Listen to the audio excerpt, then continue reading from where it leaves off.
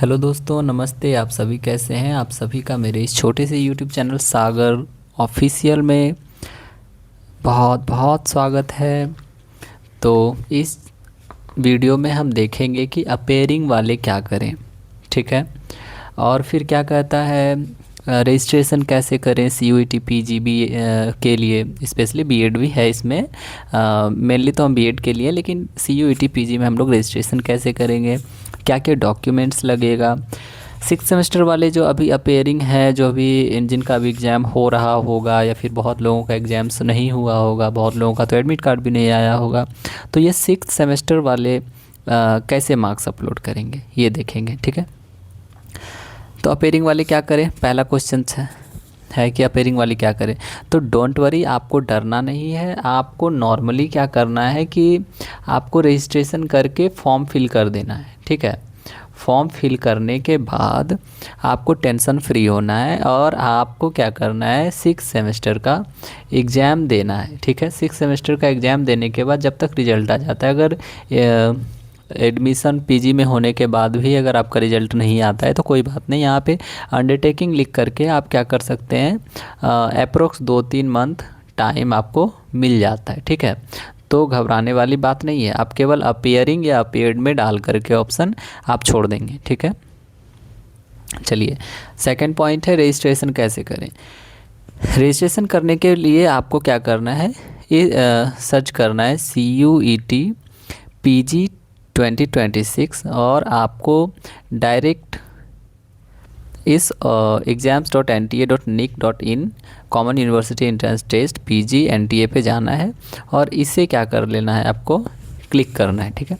Click करने के बाद आपके सामने ये इंटरफेस आएगा, और इसके बाद आपको यहाँ पे लिखा रहेगा कैंडिडेट एक्टिविटी, ठीक है। तो कैंडिडेट एक्टिविटी में रजिस्ट्रेशन फॉर CUET PG है, इस पर आपको क्लिक कर लेना है। क्लिक करने के बाद नॉर्मली आपको यहाँ पे रेड कलर का जो दिख रहा है, ये आपका क्या है, लिंक है, ठीक है। तो यहाँ आपको क्लिक करना है।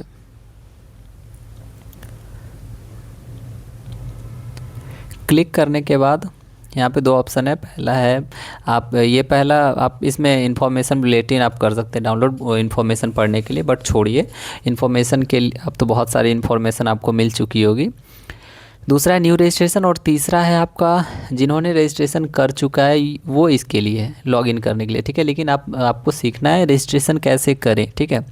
ऑलरेडी रजिस्टर्ड जो है उनको नहीं करना है, ठीक है। जो रजिस्ट्रेशन नहीं किए उनको रजिस्ट्रेशन कैसे करना है, तो यहाँ पे आपको न्यू रजिस्ट्रेशन दिया हुआ है, ठीक है। तो इस पर आपको क्लिक करना है। इस पर क्लिक करने के बाद रजिस्ट्रेशन एप्लीकेशन फॉर्म का 3 मेन प्रोसेस है, ठीक है। रजिस्ट्रेशन कैसे करना है, रजिस्ट्रेशन होने के बाद आपको एप्लीकेशन फॉर्म फिल करना है, एंड देन फ़ी पेमेंट करना है, ठीक है। चलिए रजिस्ट्रेशन करते हैं। जिन्होंने ये नहीं देखा है उसके लिए नॉर्मल मैं बता दूं, ये आपका पेपर कोड के अकॉर्डिंग फ़ी है। जनरल वालों को 1400 रुपये लगेगा 2 पेपर के लिए, और एक पेपर अगर आप एक्स्ट्रा करते हैं, जैसे 2 के बाद अभी आप अगर एक्स्ट्रा लेना चाहते हैं तो 700 रुपये आपका ऐड हो जाएगा, ठीक है।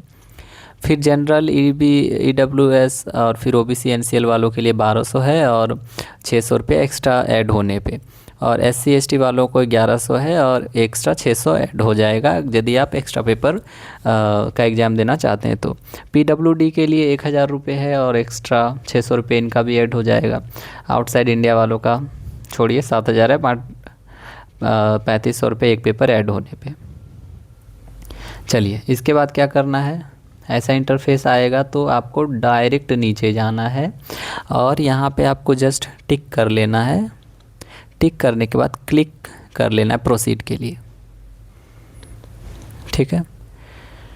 अब इसमें क्या करेंगे, आपको अपना नाम भरना है, अभिभावक अर्थात पेरेंट का नाम, आप अपने पापा का नाम लिखेंगे, और ये सब जो भी इंफॉर्मेशन भरेंगे 10th मार्कशीट के अकॉर्डिंग ही टोटल डिटेल्स भरेंगे, ठीक है। फिर यहाँ पे मदर का नाम, आप अपने जन्मतिथि को बहुत अच्छे तरीके से देख करके भरेंगे, ठीक है। जेंडर मेल फीमेल जो भी है आप अपना भर सकते हैं। सेकंड है confirm personal detail. Personal detail में आप अपना नाम लिखेंगे, टोटल 10th के अकॉर्डिंग होना चाहिए, ध्यान रहे। फिर पापा का नाम कंफर्म करना है, मम्मा का नाम कंफर्म करना है, आपका मम्मी का नाम, ठीक है, मदर का नेम। जन्म तिथि की पुष्टि करना है, मतलब जो आपने ऊपर भरा है इसको फिर से कंफर्म किया जाएगा, उसके बाद ही आप आगे भरेंगे, ठीक है।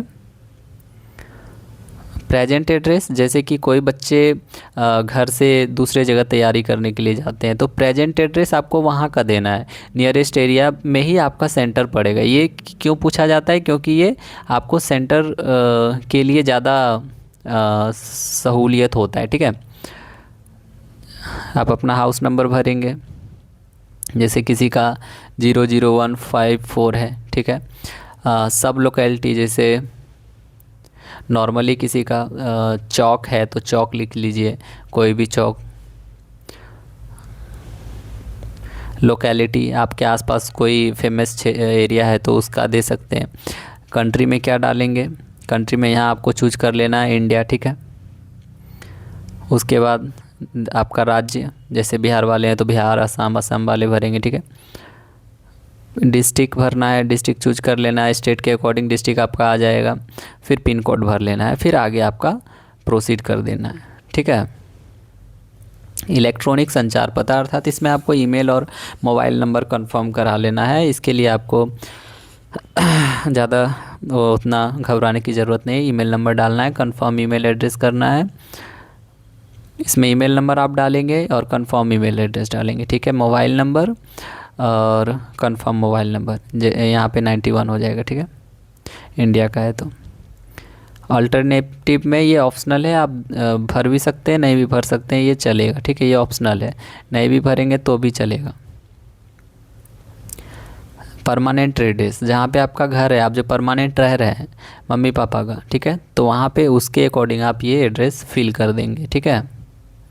ये फिल करने के बाद आपको पासवर्ड चूज करना है, ठीक है। खुद से पासवर्ड बनाएंगे, 8 डिजिट का अप्रोक्स पासवर्ड बनेगा।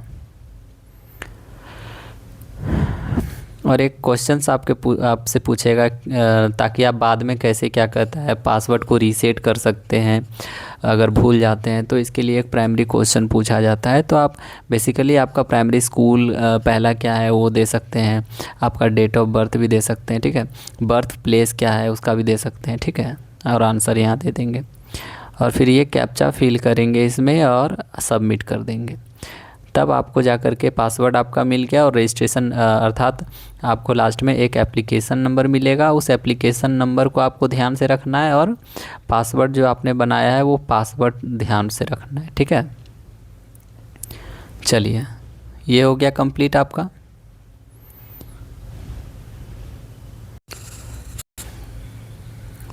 तो दोस्तों अब आगे की प्रक्रिया में देखेंगे कि आपको फॉर्म फिल लास्ट में कैसे करना है। आपको जो पासवर्ड मिला है, एप्लीकेशन मिला है, उसके अकॉर्डिंग आप क्या करेंगे, टोटल ये फॉर्म फिल कर देंगे, ठीक है। पर्सनल डिटेल में आपको एप्लीकेशन नंबर, एप्लीकेंट्स का नेम होगा, आपका डेट ऑफ बर्थ वगैरह, ठीक है। ये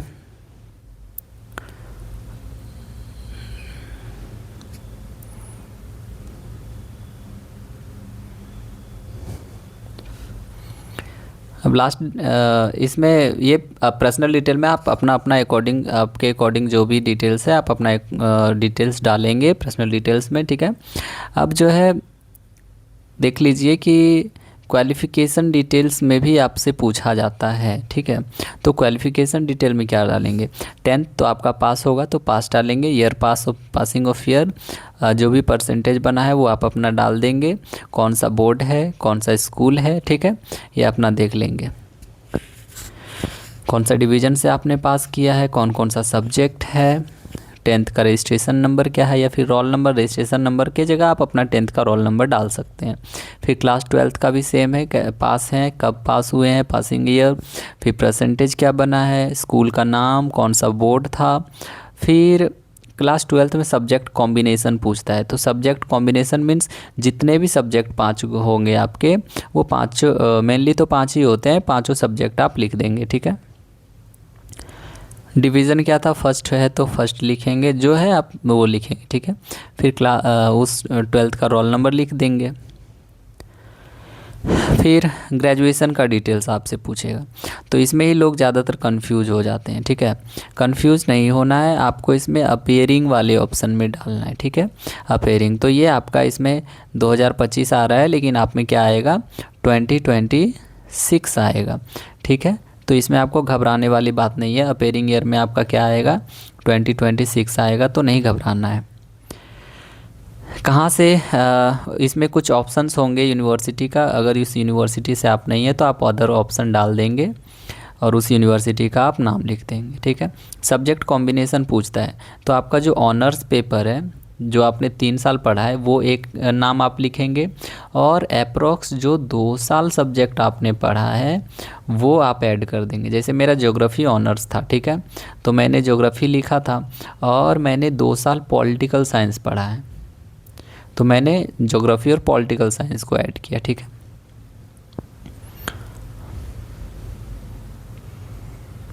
उसके बाद ग्रेजुएशन का मार्क्स पूछता है, तो ये सेमेस्टर वाइज है, तो सेमेस्टर वाइज करेंगे, अगर ईयरली है तो 1 to 3 ईयरली वाइज भी होता है, ऑप्शन आपको मिल जाएगा।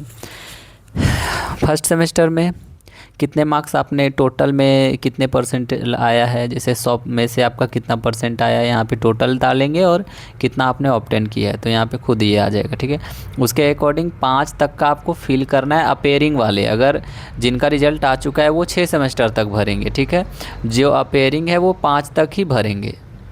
ठीक है,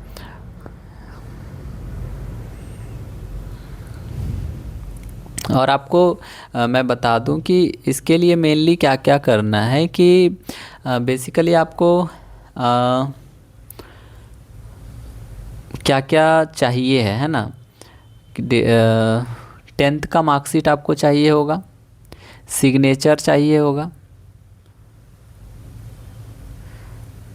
10th का चाहिए, 12th का चाहिए, ग्रेजुएशन का है तो चलेगा, नहीं है तो कोई दिक्कत वाली बात नहीं है, 10th-12th का ज़रूरी है। फिर मार्कशीट होने के बाद आपको क्या हो जाएगा,